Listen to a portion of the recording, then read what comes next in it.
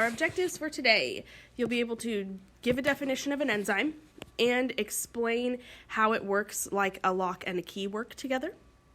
You'll be able to explain how enzymes increase the rate of reactions, and you will be able to identify some ways we can control reactions that involve enzymes. Okay? So, starting with the definition, an enzyme is a specialized protein that helps speed up a chemical reaction. There's some important things to know about what enzymes can and cannot do. So we're going to list the cans here and then talk about the cannots. Okay? They can speed up a reaction. So they're capable of doing that. What they cannot do is cause new reactions to happen. So they don't get involved in the chemical reaction and cause new products. All they do is speed up the process. They can be used over and over again. So because they're not getting involved in the reaction in terms of creating new products, they only help it along so their bonds are not being broken and rearranged like the bonds of the other molecules in this reaction, which means they don't get used up. At the end of the reaction, the enzyme is left over in its original form so it can be used again for the same reaction. Enzymes can also only react with a specific molecule, which we call a substrate. Okay?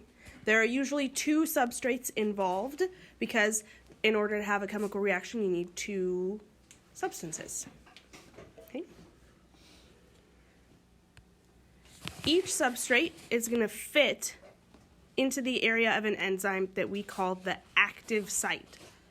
So there's a section of the enzyme that can bond with the substrate, and that portion is called the active site.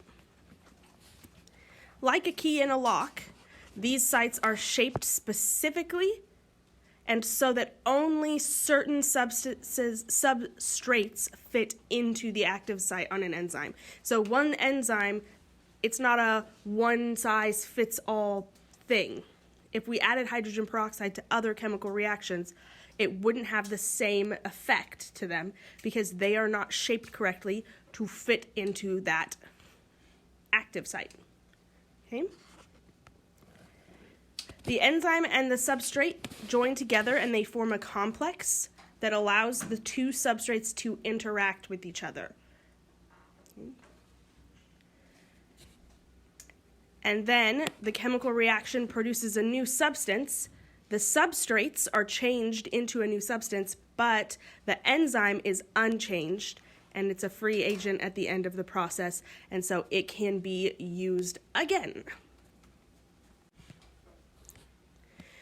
Recall from our previous lesson, lesson 2, that in order to start a chemical reaction happening, you require activation energy, which is that initial energy required to break the bonds so that they can rearrange. And then oftentimes after that, chemical reactions release energy, but you have to have that initial energy to start it. Well, that activation energy is the part that enzymes help with. So what enzymes do is they reduce the amount of energy required to break those initial bonds. And by doing that, they make it easier for the reaction to start, which makes the process much faster.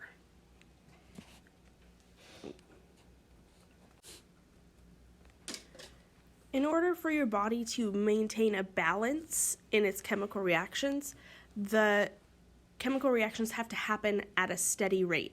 So we can't have the chemical reactions going really fast and then really slow, and then really fast and then really slow. And we can't have them going too fast or too slow either. They need to happen at the right rate, and they need to be steady.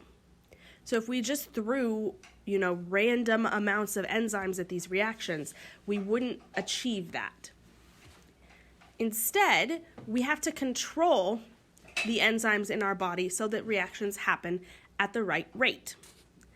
And you can do this in a couple of ways. Okay? The first way to control an enzyme is to change the amount of the enzyme that is produced. So your body processes can either increase the amount of enzymes produced if the reaction is too slow, or they can reduce the amount of enzymes they're producing if the reaction is happening too quickly. So they can just simply add or subtract enzyme to help get the reaction at the right rate. The second way they can do this is to change the conditions so that they are not favorable for the reaction to happen. Now, this isn't one that your body is actively doing, but enzymes work best at specific temperatures. So if your body gets too hot or too cold, they won't work.